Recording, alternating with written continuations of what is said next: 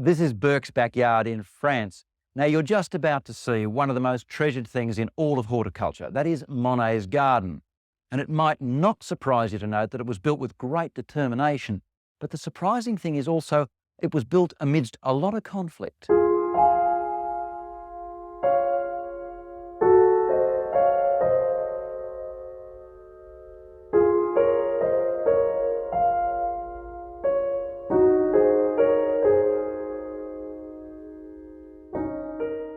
Gardening in its purest form creates works of fine art, and there is no greater artistic achievement in all the world of gardening than Monet's garden in France.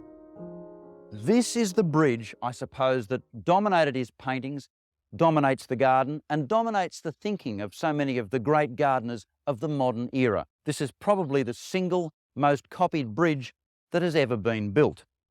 Now, when Monet developed this garden, it's about a bit over an hour's drive from Paris, he was largely just building a garden. But as it progressed, he realised that this was indeed one of his greatest artistic achievements. For here, he managed to develop symphonies of colour that no one else had ever achieved. Particularly when you look at the garden in front of the house, you really do hear music playing very loudly indeed.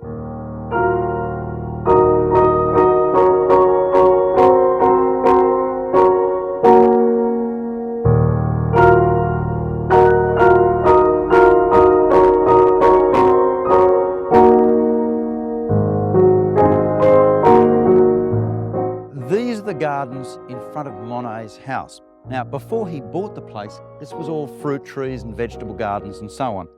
He stayed with the original layout, which is very regimented, but he created a wonderful symphony of colours here. Now, it really is worth looking at these colours closely. There are all sorts of subtle combinations where there's harmonies, and then you often go off into stronger colours in the distance. There's the hot colours, there's the cool colours, and yet most of what he's used here grows quite well in Australia, so there's much that you can learn from this and do in your own backyard. There's just things like irises, there's violas and pansies and so on, primula, and all of the colours selected very carefully.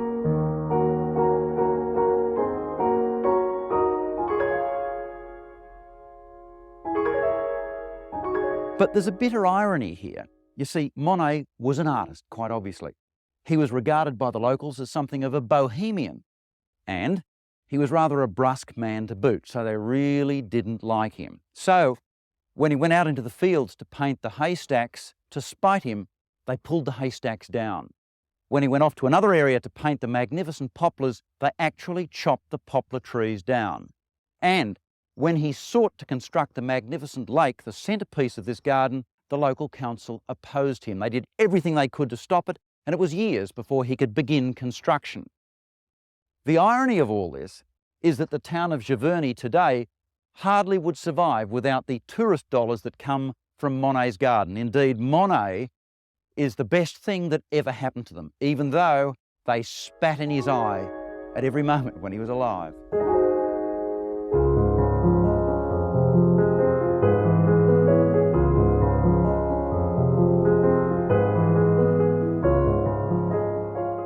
"30 years ago when I came here, there was just a farmhouse and a small orchard. Bit by bit I extended and organized it. I dug, planted and weeded, and in the evenings the children did the watering.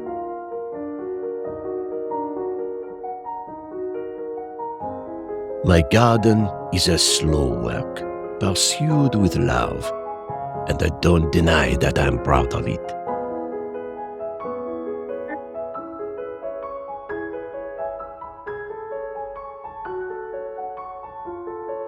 It took me some time to understand my water lilies. I had planted them for the pleasure of it.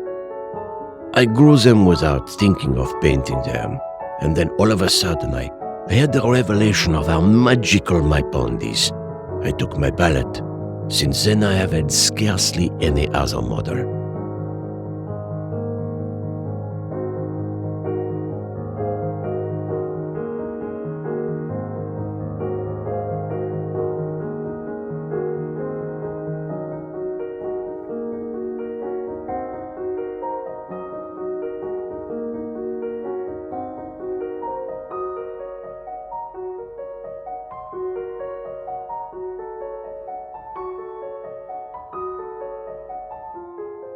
Claude Monet died in this room in his home in 1926. He was 86 years old and he died in that very bed.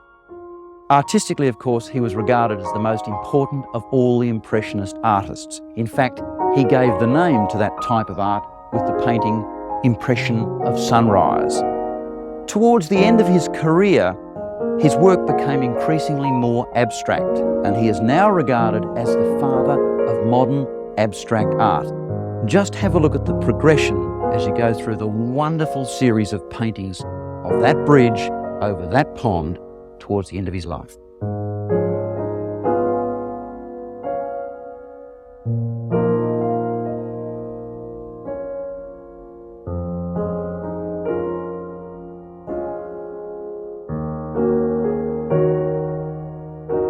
I am no good at anything but painting and gardening.